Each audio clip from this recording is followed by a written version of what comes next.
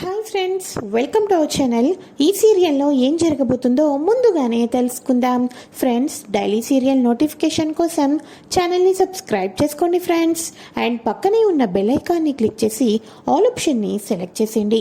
ఇక లక్ష్మి తన బాబుకు జున్ను అని నామకరణం చేసి ఆ అమ్మైనా నాన్నైనా ఇక నుంచి అన్ని నీకు నేనే నాన్న అని తన కొడుకుని ముద్దు పెట్టుకుంటూ ఎమోషనల్ అయిపోతూ కన్నీళ్లు పెట్టుకుంటూ ఉంటుంది.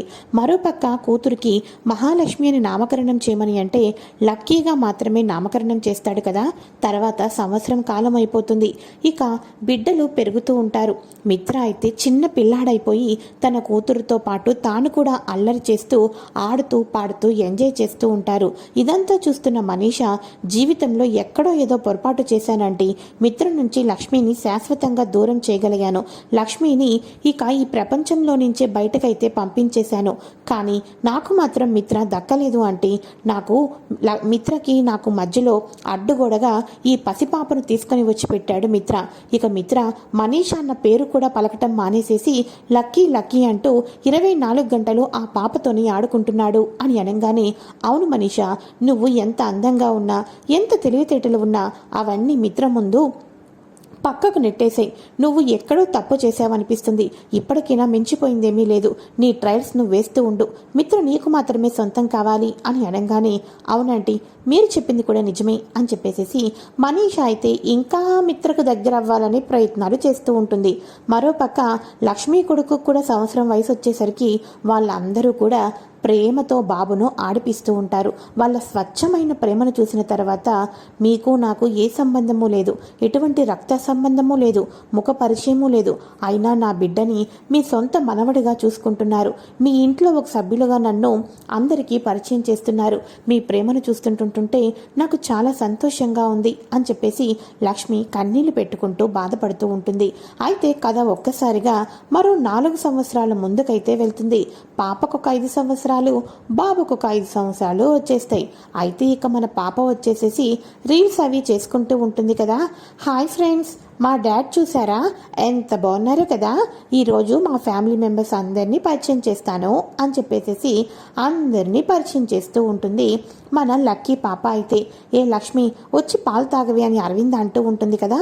అయితే ఇక ఎన్నిసార్లు చెప్పాలమ్మా, ఆ పదం ఈ ఇంట్లో వినబడకూడదు అని చెప్పి నన్ను మోసం చేసిన ఆడదాని పేరు ఈ ఇంట్లో వినిపించడానికి వీల్లేదు.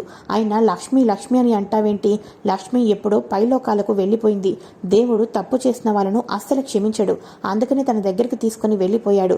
నా కూతురికి ఆ లక్ష్మి పేరు పెట్టి అస్సలు పిలవద్దు, అర్థమైందా అని చెప్పేసి మిత్ర ఇంకా లక్ష్మి మీద కోపంతోనే ఉన్నాడని మనకు క్లియర్గా అయితే తెలుస్తుంది.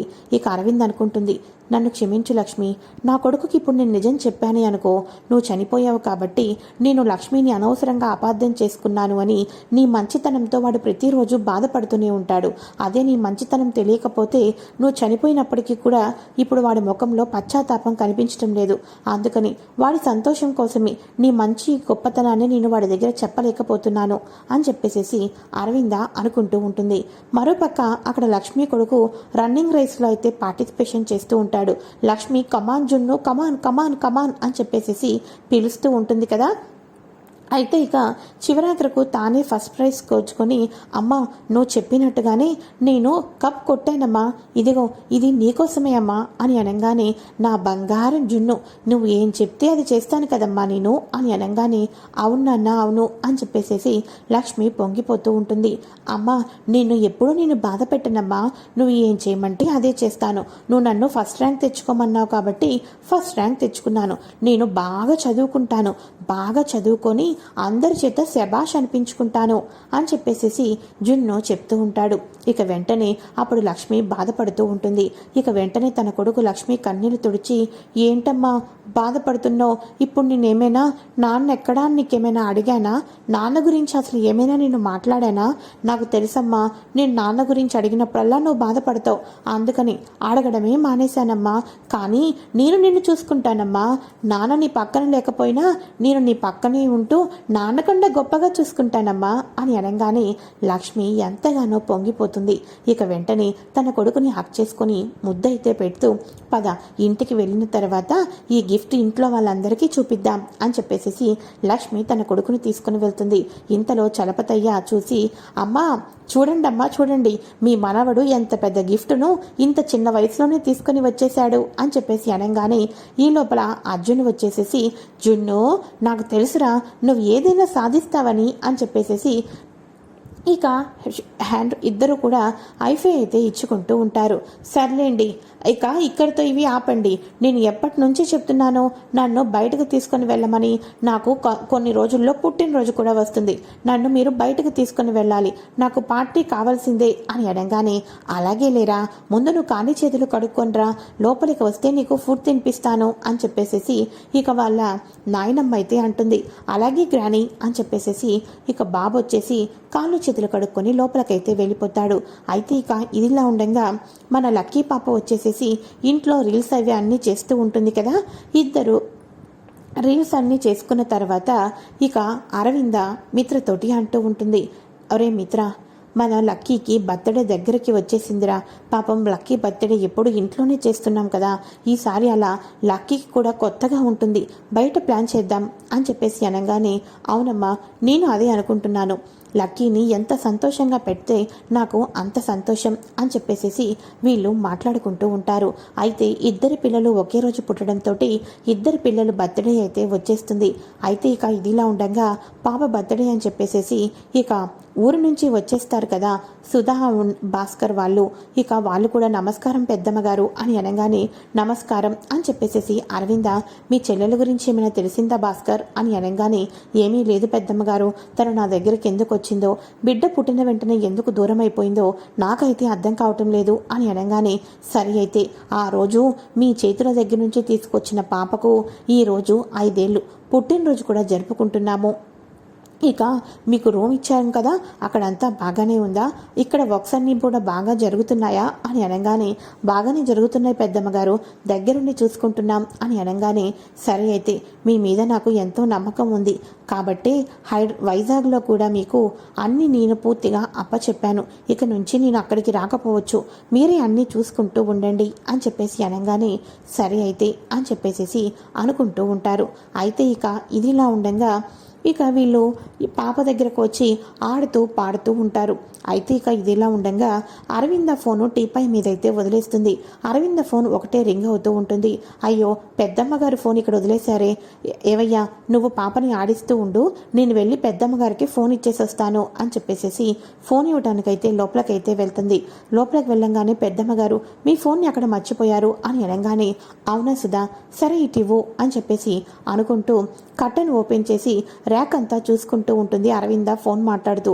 కట్టను ఓపెన్ చేయగానే మూల మీద లక్ష్మి ఫోటో కనిపించడంతో ఒక్కసారిగా అరవింద తీసిన కబ్బోర్డ్లో ఉన్న ఫోటోని చూసి ఒక్కసారిగా సుధా అయితే షాక్ అయిపోతుంది. ఇక వెంటనే ఓకే నేను మళ్ళీ మీకు మెసేజ్ పెడతాను, ఓకేనా, ఉంటాను అని అరవింద్ అయితే ఫోన్ని పెట్టేస్తుంది. ఈ లోపల సుధా అలానే ఆశ్చర్యపోతుంది. ఏమైంది సుధా, అలా అయిపోయావేంటి, నిన్నే సుధా ఏమైంది అని అనగానే, అమ్మగారు లక్ష్మి అని అనగానే, మా లక్ష్మి నీకు తెలుసా, మా లక్ష్మి తను నా కోడలు ఒక ప్రమాదంలో చనిపోయింది అని అనగానే, అయ్యో అమ్మగారు మీరు పొరపాటు పడుతున్నారు అమ్మగారు, లక్ష్మి చనిపోవడం ఏంటి, ప్రమాదం నుంచి తప్పించింది నన్ను లక్ష్మి అని అనగానే, సుధా అసలు నువ్వేం మాట్లాడుతున్నావు నాకు అర్థం కావటం లేదు, అసలు మా లక్ష్మి నిన్ను సేవ్ చేయడం ఏంటి, లక్ష్మి నీకెలా తెలుసు అని అనగానే, అయ్యో పెద్దమ్మగారు మీరు శ్రీమంతం చేసింది ఈ అమ్మాయికి, మాకు మా ప్రాణాలను కాపాడడంతో ఇంతకాలం మా ఇంట్లో ఉన్న లక్ష్మి ఎవరు కాదు తినే, ఈరోజు ఇంట్లో ఒక పాప ఉందంటే ఆ పాప తల్లి ఎవరు కాదు ఈ అమ్మాయే లక్ష్మి, మా ఇంట్లో ఇంతకాలం ఉంది, మీరు వచ్చిన తర్వాత డెలివరీ సమయంలో తన బిడ్డని పట్టుకొని వెళ్ళిపోయింది అని అనగానే, ఏంటి సుధా నువ్వు చెప్తున్నది నిజమా అని చెప్పేసేసి అరవింద ఎమోషనల్ అయిపోతూ ఉంటుంది. ఈ లోపల ఏంటే ఇంతసేపు ఉండిపోయావు, అక్కడ పాప పుట్టినరోజు అవన్నీ చూసుకోవాలిరా అని చెప్పేసేసి భాస్కర్ సుధాని పిలవటానికి లోపలికైతే వస్తాడు. ఇక వెంటనే భాస్కర్ తిను అని అనగానే, అమ్మగారు ఇది తిను మా లక్ష్మి అని చెప్పేసి అనగానే, అయ్యో నా కోడలు ఎంత పని చేసిందే అని అనగానే, ఏంటమ్మగారు లక్ష్మి మీ కోడలా అని అనగానే, అవును భాస్కర్ అవును అని చెప్పేసి అనగానే, అమ్మగారు ఏమీ అనుకోవద్దు, ఇంతకాలం మీ ఉప్పు తిన్నాను కాబట్టి మేము మా ఏరియాకి వెళ్ళిపోతాం మేడం. లక్ష్మి ఎప్పుడైనా రావచ్చు కాబట్టి మాకు నిజం తెలియనట్టు మౌనంగానే ఉంటాం అని అనగానే, తను ఇక రాదు భాస్కర్, ఎందుకంటే తను కావాలని వెళ్ళిపోయింది. తన దగ్గరకు వచ్చింది తన అత్తవారి కుటుంబం అని తెలిసి నా కోసం, నా సంతోషం కోసం తను ఒక బిడ్డను మాత్రమే కనిందనుకుంటూ ఆ బిడ్డను తీసుకుని దూరంగా వెళ్ళిపోయింది. పోనీలే, లక్ష్మి మా నుంచి దూరంగా ఉన్నా లక్ష్మి బిడ్డ మాత్రం మాకు దగ్గరైంది. ఎట్టి పరిస్థితుల్లోనూ ఈ నిజం మీరెవరికీ చెప్పద్దు, ఎందుకంటే మిత్ర భార్యకు తెలియక కోపం మీద ఉన్నాడు. ఇప్పుడు తన కూతుర్నే తను నెత్తిన పెట్టుకుని చూసుకుంటున్నాడు. ఇక ఈ విషయం తెలిస్తే మిత్ర మళ్ళీ ఏం నిర్ణయం తీసుకుంటాడో మనకి బాధపడుతూ ఉంటాడు. మీరెవరూ చెప్పద్దు అని అనగానే, అలాగే అమ్మగారు అని చెప్పేసి అనగానే అరవింద హ్యాపీగా ఫీల్ అయిపోతుంది. లక్ష్మి, నా కోసం, నా కుటుంబం గౌరవం కోసం నువ్వు ఈ ఇంటి నుంచి పసిబిడ్డని పట్టుకుని దూరంగా వెళ్ళిపోయి ఒక ఆనందాన్ని మాకు అప్పచెప్పి వెళ్ళావు లక్ష్మి నువ్వు. కానీ నిన్ను వదిలిపెట్టను లక్ష్మి, నా కోసం నువ్వు ఈ ఇంటికి దూరం అయిపోతున్నావు. కానీ నేను నీకు మిత్రని బతికి ఉండంగానే నిన్ను మిత్రను కలపాలి, అదే నా జీవిత ధ్యేయం కూడా అని చెప్పేసి ఒక్కసారిగా లక్ష్మిని హక్ చేసుకొని అరవింద్ అయితే ఎంతగానో సంతోషపడిపోతూ ఉంటుంది. హలో గ్రానీ, ఏమైంది ఈరోజు నీకు కొత్తగా ప్రవర్తిస్తున్నావు అని అనగానే, ఏమీ లేదే అని చెప్పేసేసి హక్ చేసుకొని ముద్దు పెడుతూ ఉంటుంది. సరే అయితే బర్త్డే అంతా అయిపోయింది, కానీ నన్ను మాత్రం మీరు తప్పకుండా బయటకు తీసుకొని వెళ్లాల్సిందే, మనం క్యాంపుకు వెళ్ళి ఎంజాయ్ చేయాలి అని చెప్పేసి అనగానే, రేపు మార్నింగే వెళ్తున్నాం లేవే అని చెప్పేసి అరవింద్ అనగానే, సరే అయితే అలాగే వెళ్దాం అని చెప్పేసి ఇక వీళ్ళందరూ రెడీ అయిపోతూ ఉంటారు. మార్నింగ్ అయితే ఇక అక్కడికి వెళ్ళేసరికి అరవిందకు కొన్ని వర్క్స్ పడటంతో మిత్ర అయితే పాపను తీసుకుని వెళ్తూ ఉంటాడు. మనీషా కూడా తోకలాగా ఎప్పుడూ ఉంటూనే ఉంటుంది కదా. మిత్రను పెళ్ళైపోయి పిల్లలు పుట్టినా మిత్రే నా సొంతం కావాలి, మిత్రే నా ప్రాణం అని చెప్పేసేసి మనీషా కూడా వీళ్ళతో పాటు అయితే వెళ్తుంది. ఈ రకంగా వీళ్ళ ముగ్గురు కలిసి ఢిల్లీకి అయితే బయలుదేరుతారు. అక్కడ కొన్ని ఎంజాయ్గా చేయవలసిన ప్లేసెస్ ఉంటే మిత్ర వాళ్ళు అక్కడ స్టే చేస్తూ ఎంజాయ్ చేస్తూ ఉంటారు.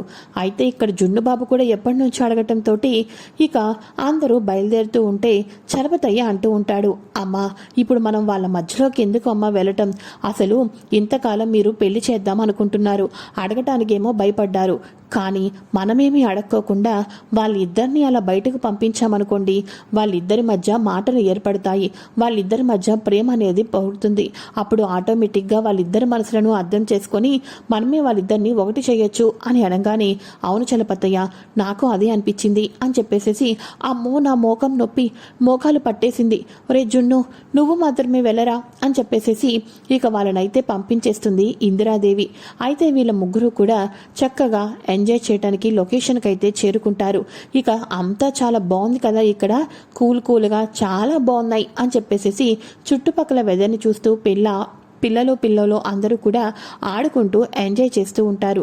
అయితే ఇక ఇదిలా ఉండగా కావాలని చెప్పేసి మనీషా పాపను కాసేపు పక్కకు తప్పిస్తే మిత్రతో పాటు మనసు విప్పి మాట్లాడుకోవచ్చని, ఇలాంటి మంచి అవకాశం మళ్ళీ తనకు రాదు అని చెప్పేసి మనీషా మిత్రతో మాట్లాడుతూ ఉంటుంది.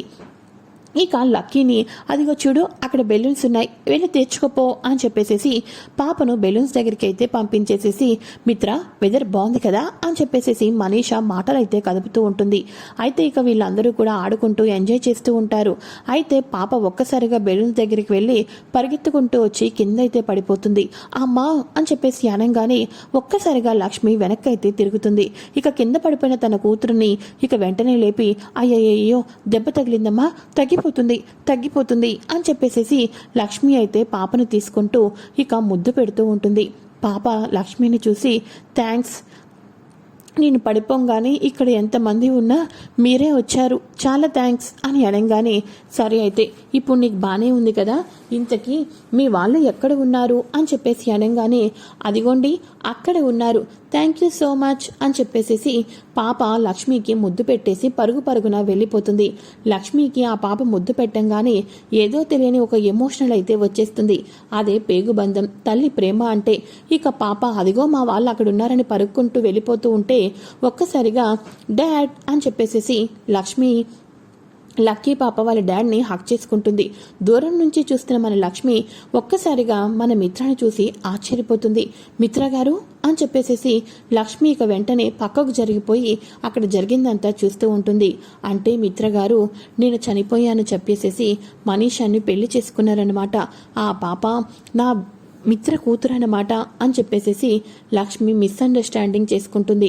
తన కూతుర్ని మనీషాకు మిత్రకు పుట్టిన కూతురు అనుకుంటూ మిత్ర గారు లైఫ్ ఈ రకంగా సెటిల్ అయిందనమాట అని చెప్పేసేసి నా భర్త మరో పెళ్లి చేసుకున్నాడు, మరో బిడ్డని కన్నాడు అని చెప్పేసేసి మన లక్ష్మి ఎంతగానో లోపల బాధపడిపోతూ ఉంటుంది. లక్ష్మి అక్కడి నుంచి అయితే వెళ్ళిపోవటం అయితే జరుగుతుంది. అయితే ఇక ఇదిలా ఉండగా డాడ్ ఇప్పుడు నేను పడిపోయాను, కానీ ఒక ఆంటీ వచ్చి నాకు దెబ్బ తగలలేందేమోనని ఎంత టెన్షన్ పడిపోయిందో తెలుసా డాడ్. అక్కడ చాలా ఉన్నాయి, అవి కూడా చూద్దాం రండి. ఈ మనీషా ఆంటీతోటి ఒకటే మీ మాటలే సరిపోతున్నాయి రండి అని చెప్పేసి అనగానే ఇంతుందో లేదో నన్ను మిత్రను ఇష్టం వచ్చినట్టు దూరం చేసేస్తుంది అని చెప్పేసి మన మనీషా అయితే అనుకుంటూ ఉంటుంది. ఇక వీళ్ళేమో అలా వెళ్తూ ఉంటారు. ఇక జున్ను బేట చక్కగా ఆడుకుంటూ ఎంజాయ్ చేస్తూ ఉంటారు కదా. జున్ను ఎక్కడో ఆడుకుంటుండటంతో అర్జున్ వచ్చేసేసి లక్ష్మి జున్ను ఎక్కడా అని అనగానే అదిగోండి అక్కడ ఆడుతున్నారు, వాడిని మనం వాడిద్దాం పదండి అని చెప్పేసేసి లక్ష్మి అలానే అర్జున్ ఒకరికి ఒకరు నవ్వుకుంటూ జున్ను యొక్క స్వీట్ థింగ్స్ అన్నీ కూడా గుర్తు తెచ్చుకుంటూ జున్ను అల్లరితోటి వాళ్ళు ఒకరికొకరు మాట్లాడుకుంటూ నవ్వుకుంటూ వెళ్తూ ఉంటారు. అయితే ఇక లక్ష్మి అలానే అర్జున్ ఇద్దరు నవ్వుకుంటూ మాట్లాడుకుంటూ అలా వెళ్ళటంతో ఒక్కసారిగా మన మిత్ర అయితే చూసేస్తాడు. ఫస్ట్ మిత్రకు లక్ష్మి మాత్రమే కనిపిస్తుంది. చనిపోయింది అనుకున్న లక్ష్మి తన ఎదురుగా కనిపించడంతో ఒక్కసారిగా స్టన్ అయిపోతూ కళా నిజమాని అనుకుంటూ ఉండంగానే ఈ లోపల పక్కనే అర్జున్ లక్ష్మితోటి నవ్వుతూ ఇక జున్ను గురించే మాట్లాడుకుంటూ ఉంటారు. ఒక్కసారిగా లక్ష్మి కూడా ఆ సమయంలోనే కొంచెం క్లోజ్గా మాట్లాడుతూ నవ్వుతూ ఉంటుంది. ఇది చూసిన మిత్ర ఆశ్చర్యపోతూ ఉంటాడు. లక్ష్మి చనిపోలేదా, లక్ష్మి బ్రతికే ఉందా? కానీ లక్ష్మి మరొక వ్యక్తిని పెళ్లి చేసుకుని నా కళ్ళ ముందే సంతోషంగా తిరుగుతుందని నేను ఎప్పుడూ అనుకోలేదు. పెళ్లిని ఎంతో పవిత్రంగా ఉంటుంది, కానీ లక్ష్మిని పెళ్లి చేసుకున్న తర్వాత ఇప్పుడు అర్థమవుతుంది నన్ను మోసం చేసింది లక్ష్మి మరొకడికి సొంతం కాడానికేనా అని చెప్పేసేసి మిత్ర చాలా అప్సెట్ అయిపోతాడు. ఇక వెంటనే మనం ఇక్కడి నుంచి త్వరగా వెళ్ళిపోతున్నాం పదండి అని అంటూ ఉంటాడు మిత్ర. అదేంటి మిత్ర, మనం ఇక్కడ 2 days స్పెండ్ చేయడానికి వచ్చాం కదా అని అనగానే ఆఫీస్ నుంచి ఇంపార్టెంట్ కాల్ వచ్చింది, ఇక్కడ ఒక్క క్షణం కూడా ఉండకూడదు, లక్కీ పద వెళ్దాం అని చెప్పేసి అనగానే డాడీ ఏం చెప్తే అది వినాలి, పదండి మనీషా ఆంటీ అని చెప్పేసేసి వాళ్ళైతే వెళ్ళిపోతారు. అయితే ఇక ఇదిలా ఉండగా మిత్ర మనసులో వచ్చేసేసి లక్ష్మి తన దగ్గర అబద్ధాలు చెప్పి తనకు మోసం చేసి చివరాఖరకు మరో వ్యక్తిని పెళ్లి చేసుకుని సంతోషంగా లైఫ్ని స్టార్ట్ చేసింది అని చెప్పేసేసి మిత్ర మనసులో లక్ష్మి గురించి తప్పుగా అపార్థం చేసుకుంటూ ఉంటాడు. మరోపక్క మన లక్ష్మి మిత్ర గారు నన్ను మర్చిపోయారు పూర్తిగా, మనీషాని పెళ్లి చేసుకుని ఒక పాపని కూడా కన్నారు అని చెప్పేసేసి ఇంతకాలం నా భర్త నాకు మాత్రమే సొంతం అనుకున్నాను, కానీ ఈరోజు మనీషా తను అనుకున్నది సాధించింది అని చెప్పేసేసి మన లక్ష్మి ఎంతగానో బాధపడిపోతూ ఉంటుంది. అయితే ఇక ఇలా బాధపడుతూ ఉంటారు కదా. అయితే ఇదిలా ఉండగా బాబు వచ్చేసేసి అంతా కూడా రన్నింగ్లు ఇవన్నీ చేస్తూ ఉంటాడు కదా. ఇక బాబు వచ్చేసేసి వాటన్నిటినీ కూడా క్యాప్చర్ చేసుకుంటూ తను కూడా చిన్నగా రీల్స్ చేసుకుంటూ ఉంటాడు తనవే.